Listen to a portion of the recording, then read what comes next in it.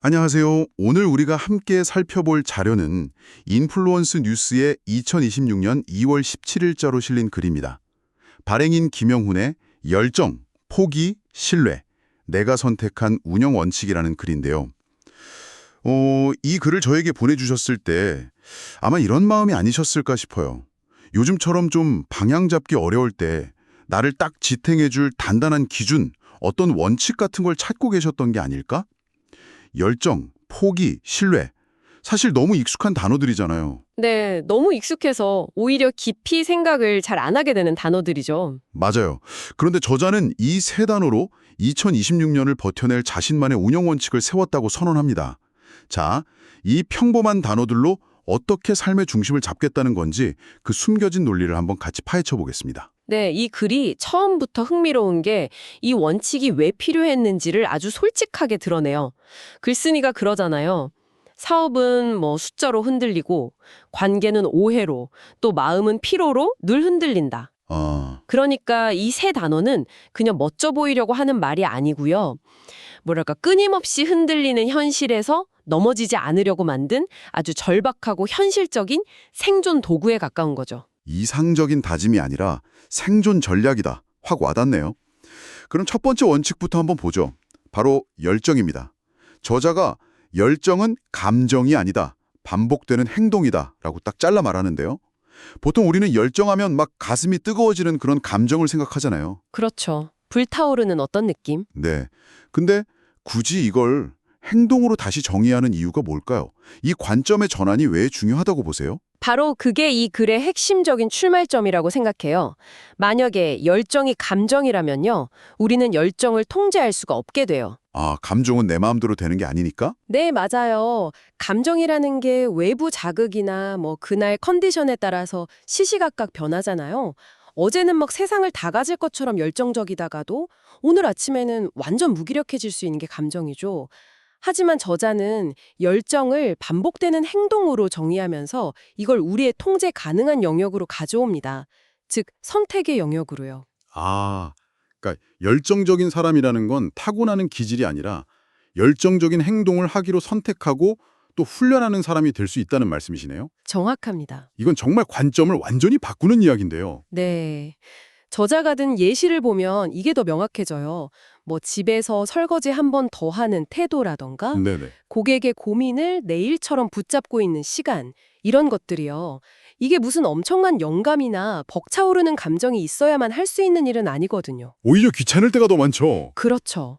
하지만 이것이 나의 열정이다라고 스스로 딱 정의하고 그 행동을 반복하기로 선택하는 거예요. 그래서 행동으로 이어지지 않는 열정은 소음일 뿐이라는 문장이 나오는 거고요.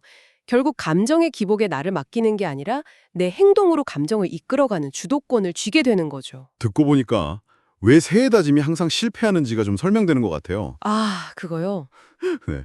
처음에는 올해는 꼭 운동해야지 하는 열정적인 감정으로 시작하는데 며칠 지나면 그 감정이 식어버리잖아요. 금방 식죠. 그때 이 원칙을 알았다면 가기 싫다는 감정은 일단 무시하고 그냥 운동화를 신는 행동 자체에 집중하자 이렇게 생각할 수 있었을 텐데요. 정확합니다.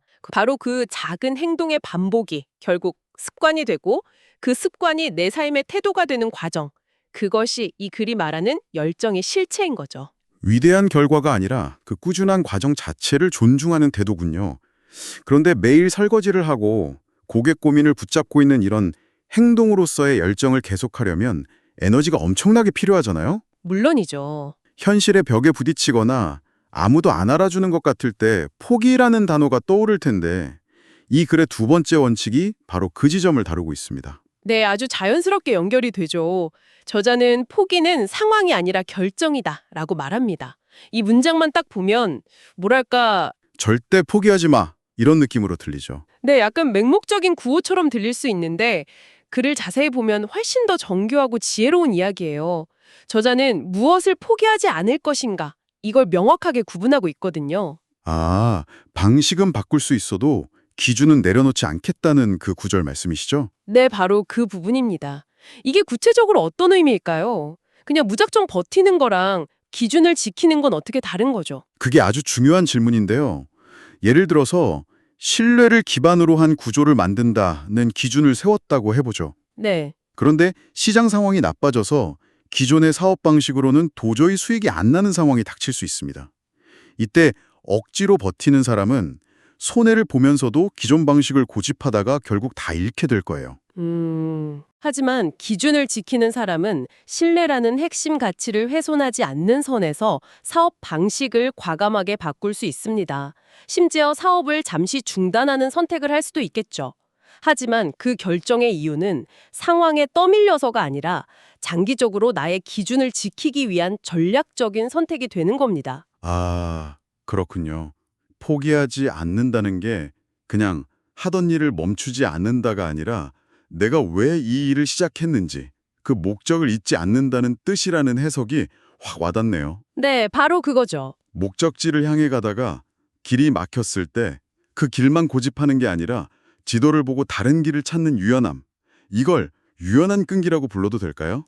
유연한 끈기. 아주 적절한 표현입니다. 그래서 포기하지 않는다는 것은 억지로 버틴다는 뜻이 아니다. 목적을 잊지 않는다는 뜻이다. 이 문장에 큰 울림을 주는 거죠. 대부분의 번아웃이 재능이 없어서 오는 게 아니거든요. 유연성을 잃고 낡은 방식만 고집하다가 에너지가 다 소진돼서 오는 경우가 많습니다. 이 원칙은 우리한테 언제 힘을 주고 또 언제 힘을 빼야 하는지에 대한 중요한 지침을 주는 셈이죠. 정리를 해보면 첫 번째 원칙인 행동으로서의 열정이 매일 나아갈 추진력을 준다면 이 두 번째 원칙인 유연한 끈기는 예상치 못한 장애물을 만났을 때 길을 잃지 않게 지켜주는 뭐랄까 핸들이나 브레이크 역할을 하는 거네요. 그렇죠. 그리고 이 두 가지 원칙, 즉 꾸준한 행동과 흔들리지 않는 목적의식이 오랜 시간 쌓였을 때 비로소 세 번째 원칙인 신뢰가 모습을 드러내기 시작합니다. 네, 마지막 키워드는 바로 신뢰입니다. 저자는 여기서 나는 영향력을 목표로 삼지 않는다. 대신 신뢰를 삼는다고 말하는데요. 사실 요즘 SNS만 봐도 다들 영향력 있는 사람이 되고 싶어 하잖아요. 네, 모두가 그걸 꿈꾸죠. 그런데 왜 저자는 영향력이 아니라 신뢰를 택했을까요? 이 둘은 어떻게 다른 걸까요? 원인과 결과를 아주 정확히 꿰뚫어 본 문장이라고 생각해요. 많은 사람들이 영향력을 목표로 삼고 그걸 얻기 위한 단기적인 기술이나 방법에 집중하죠. 어떻게 하면 팔로워를 늘릴까? 뭐 이런 거요. 네, 어떻게 하면 더 자극적인 컨텐츠를 만들까 하고요. 하지만 이 글은 영향력이라는 게 그런 기술로 얻어지는 목표가 아니라 신뢰가 차곡차곡 쌓였을 때 자연스럽게 따라오는 결과물이라는 통찰을 줍니다. 순서가 완전히 다른 거죠. 아, 신뢰가 원인이고 영향력은 결과다. 이거 정말 중요한 지적이네요. 그럼 그 신뢰는 어떻게 쌓을 수 있는 걸까요? 이 글은 여기서도 아주 구체적인 행동들을 제시하죠. 네, 다시 행동으로 돌아옵니다. 가족에게는 일관된 태도로, 고객에게는 정성과 시간으로 신뢰를 쌓는다고 말하죠. 여기서 일관된 태도라는 말이 참 중요해요. 일관된 태도. 네, 기분 좋을 때만 잘해주는 게 아니라 힘들고 어려울 때도 예측 가능한 태도를 보여주는 것. 그게 바로 신뢰의 핵심입니다. 아까 첫 번째 원칙이었던 행동으로서의 열정이 바로 여기서 다시 연결되는 거예요. 아, 감정이 아닌 행동의 반복이 일관성을 만들고 그 일관성이 신뢰를 낳는 겁니다. 흥미로운 건 자기 자신에게 신뢰를 쌓는 방법으로 스스로를 격려하는 언어를 꼽았다는 점이에요. 보통은 타인과의 신뢰만 생각하기 쉬운데 자기 자신과의 신뢰가 왜 그렇게 중요할까요? 모든 신뢰의 출발점은 결국 자기 신뢰이기 때문입니다. 내가 한 결심을 스스로 지키지 못하고 실수할 때마다 자책만 한다면 나라는 사람을 믿을 수가 없게 되죠. 그렇겠네요. 잃지 않는 끈기를 발휘할 수 있겠어요. 스스로를 격려하는 언어라는 건 실패했을 때조차 괜찮아, 다시 시도하면 돼, 나는 할 수 있어 라고 말해주면서 자기 자신과의 신뢰관계를 회복하는 아주 중요한 행동입니다. 이게 무너지면 모든 게 무너질 수 있어요. 태도가 반복되면 기록이 되고 기록은 시간이 지나 이름으로 남는다. 이 문장이 지금까지 나눈 모든 이야기를 하나로 쫙 엮어주는 것 같아요. 네, 그렇죠. 열정이라는 이름에 반복되는 행동, 즉 태도가 쌓여서 한 사람의 평판, 기록이 되고 그 기록이 결국 그 사람의 정체성, 그 사람의 이름이 된다는 거잖아요. 맞습니다. 아주 선명한 그림이 그려지죠. 네, 정말 그렇네요. 영향력은 유행처럼 왔다가 사라질 수 있지만 이렇게 쌓아올린 신뢰, 즉 그 사람의 이름이 주는 무게감은 쉽게 사라지지 않죠. 시간이 걸리더라도 무엇이 정말로 남는 것인지를 깊이 생각하게 만드는 대목입니다. 자, 오늘 나눈 이야기를 최종적으로 정리해보면요. 이 세 가지 원칙은 따로 떨어진 목록이 아니라 하나의 유기적인 시스템처럼 움직이는군요. 네, 완벽한 요약입니다. 열정이라는 구체적인 행동이 매일의 실천을 만들고 포기하지 않음이라는 유연한 끈기가 그 행동을 지속하게 하고 그 오랜 과정이 쌓여서 결국 신뢰라는 그 사람의 이름으로 남게 되는 것. 네, 열정이 엔진이라면 포기하지 않음은 핸들과 내비게이션, 그리고 신뢰는 그 차가 오랜 시간 달려온 길 위에 남겨진 튼튼한 가키 자국이라고 할 수 있겠네요. 와, 비유가 정말 멋진데요. 어느 하나만으로는 제대로 작동하기 힘든 서로가 서로를 지지하는 단단한 구조인 셈이죠. 저자는 이 원칙들을 그저 머리로만 아는 게 아니라 매일 읽고 점검하면서 삶 속에서 살아 숨쉬게 만든다고 해요. 그리고 글의 마지막에 미래 자신에게 이렇게 묻고 싶다고 하죠. 나는 정말 신뢰를 남긴 사람이 되었는가? 라고요. 이 질문이 오늘 우리 대화의 마침표이자 또 이걸 듣고 계신 분들께 드리는 물음표가 될 것 같습니다. 바로 그 지점에서 우리가 생각해 볼 마지막 질문이 생기는 것 같아요. 이 글은 평생에 걸쳐 어떻게 신뢰받는 사람이 될 것인가를 이야기했습니다. 그렇다면 이 질문을 우리 스스로에게 반대로 던져볼 수도 있지 않을까요? 당신은 어떤 기준을 가지고 타인에게 혹은 어떤 정보나 아이디어에 당신의 귀한 신뢰를 주기로 결정하시나요?